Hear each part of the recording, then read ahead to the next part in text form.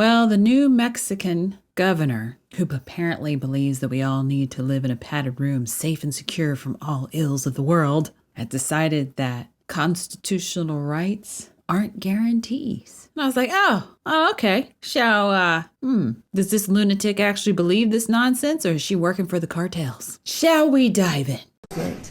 I asked all of the major leaders in law enforcement, particularly in Bernalillo County, and I want to thank, he's not here, he wasn't able to stay, but DA Sam Bregman for his work. So as we watch her, she's got a lot of portrayal going on. For those of you who have not seen this before, portrayal is an exaggeration of movement to portray the emotion or words that she's trying to give to you. Something that actors do quite a bit.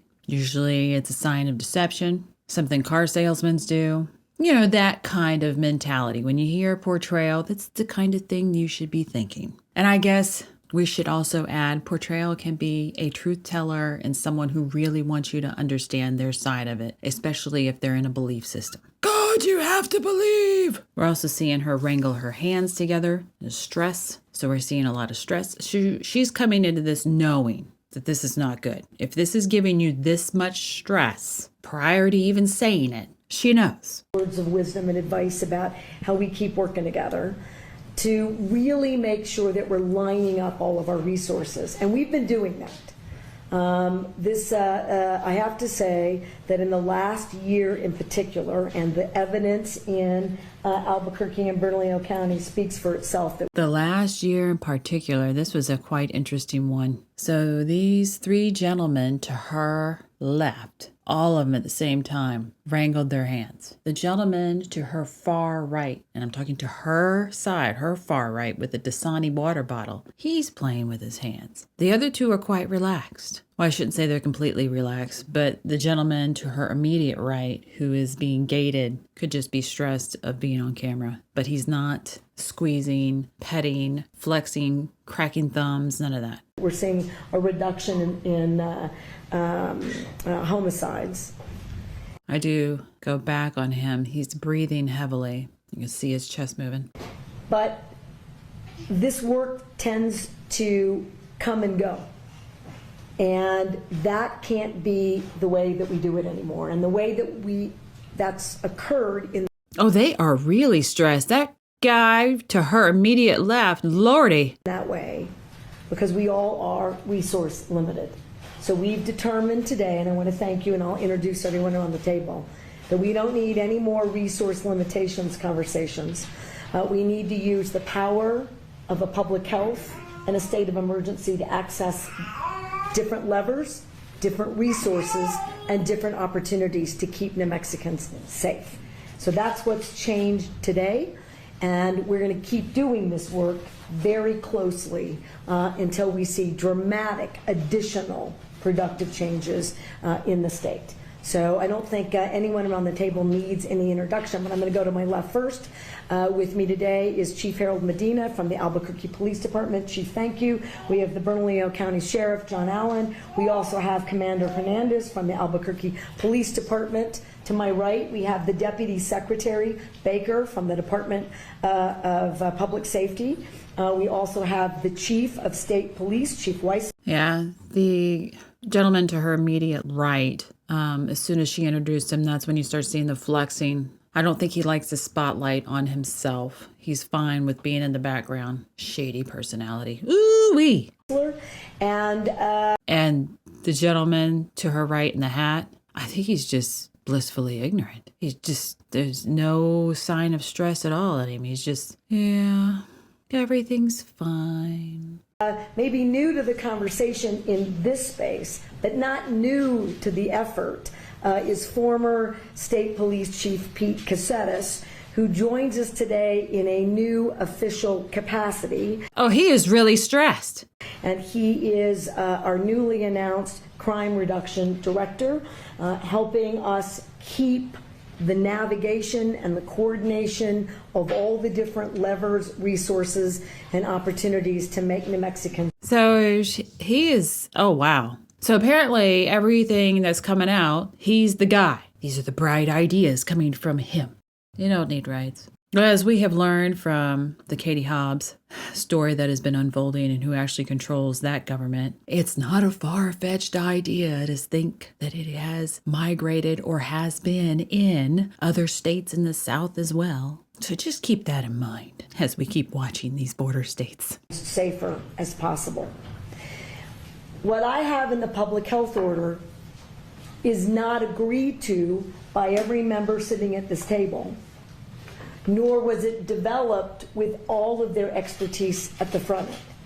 What you'll see is I'm taking on all the major issues, and as I give you the details of the public health order, which I'm going to do in a minute, you'll see that some of them are going to pose incredible challenges for me as a governor and as a state, and I welcome the debate and the fight about. I was letting that play through. Now, all of these that's in her order, not everyone agreed to it. It was like, and she came up real high and tall on it. And she's got a lot of portrayal. Because that's odd. You're doing something that legally goes against the Constitution. And for those of you who do not know, there is a judgment via the Supreme Court that if it is repugnant to the Constitution, it is your right not to follow it. I'm sure you'll be arrested anyways, and you'll have to go through the courts, and hopefully you get a judge who actually upholds the Constitution. But, good luck with that these days. But for her to be so nonchalant and so much portrayal on it as if it gave no stress that these people bucked her. I was like, why would that not stress you? And what was the disagreement? Making the Mexicans safer.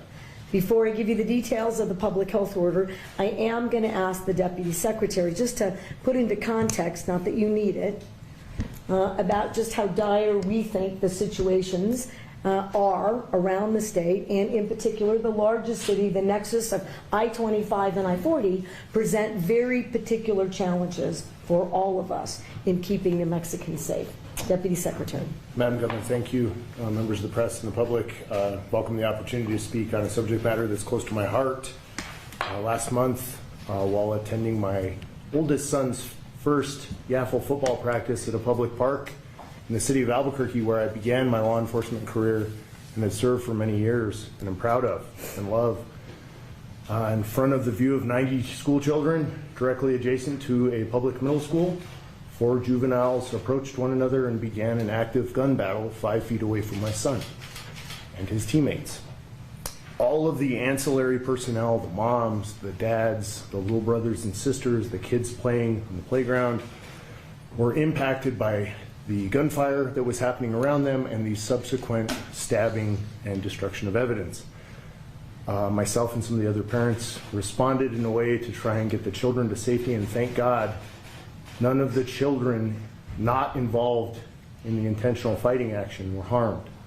That is just, thank God. Who was harmed was the 13-year-old who brought the gun to this park and the 14-year-old who was also stabbed. I treated those gunshot and stab wounds at the scene while we waited for first responders to arrive, additionally securing the pieces of evidentiary value that will be useful to the prosecution, which is being undertaken by the Bernalillo County Sheriff. In nearly 27 years of law enforcement experience, I've responded to thousands of active, violent criminal events.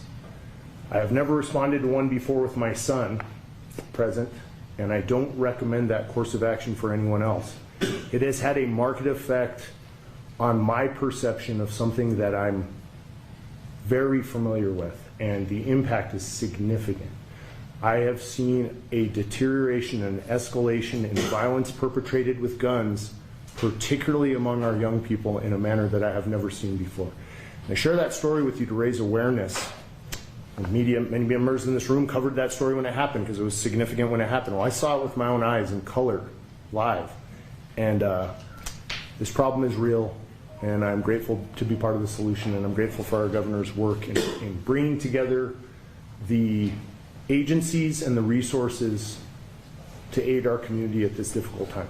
Thank you for allowing me to share that, Governor. Thank you, Deputy Chief, and as many people here know, it's not an isolated incident. And there isn't one of us sitting right here who doesn't respond in our official capacity, who isn't a current business owner in Albuquerque, or isn't a mother or a grandmother or a father or a grandfather, who doesn't have a personal specific story that includes violence. in our community. And before I give you the details one more time, I do want to tell the parents and family members of the children who we've lost. It's a real story, and we can get into all the debate about, well, technically it was illegal for them to have it, and all you're doing is punishing legal gun owners, but yeah, it won't matter. I can't get over how much stress is in her and everyone else as they start flexing the hands. It's just the insane amount of stress in this meeting, and the amount of portrayal is like, ugh.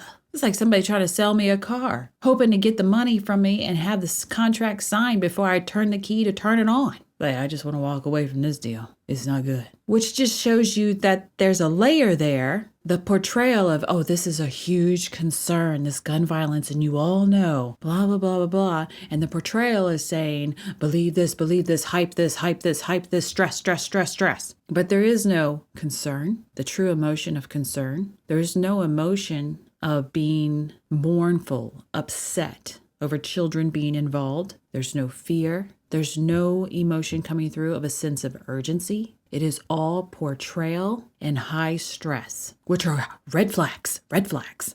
So in this public health order, which is effective today, September 8th, which lasts 30 days, and then we'll, like all the other public health orders, we will either amend or renew or adjust, depending upon where we are.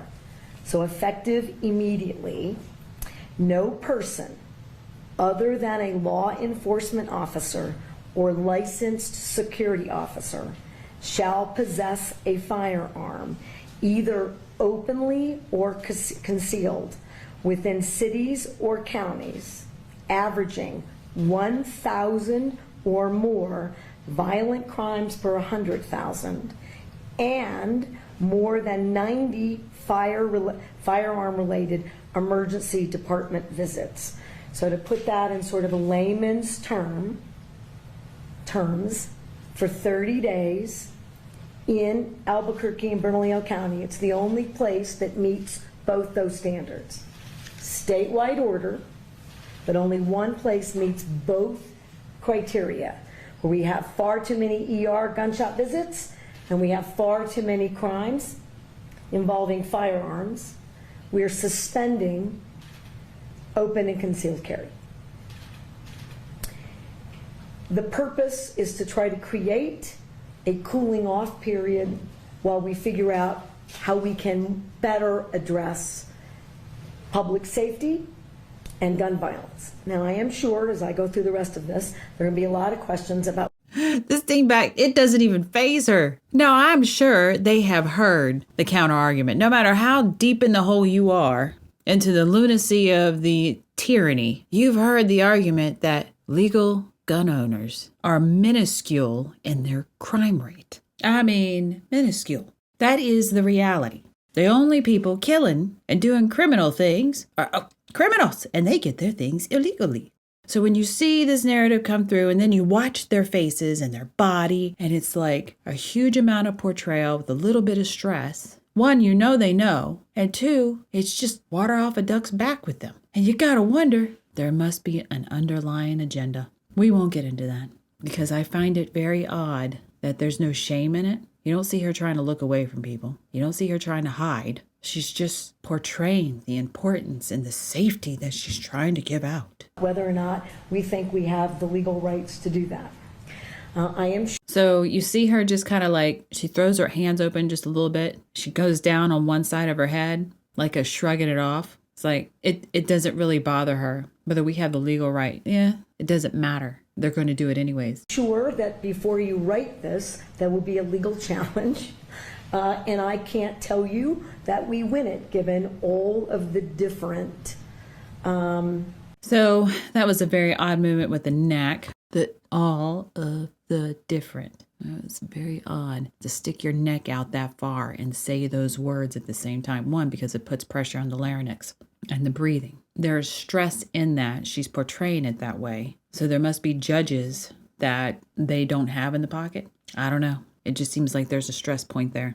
Challenges to gun violence laws and restrictions on individual firearm access and control. I think it's time we have a really strong debate about all the other constitutional rights. No one right now in New Mexico, and particularly in Albuquerque, is safe in a movie theater, at a park, at a school, at a grocery store, at an Isotopes game, at the university, at the grocery store, I think I said, getting your prescriptions, at work. You just aren't safe. I can't guarantee it, and neither can the men and the women who put on a uniform every day.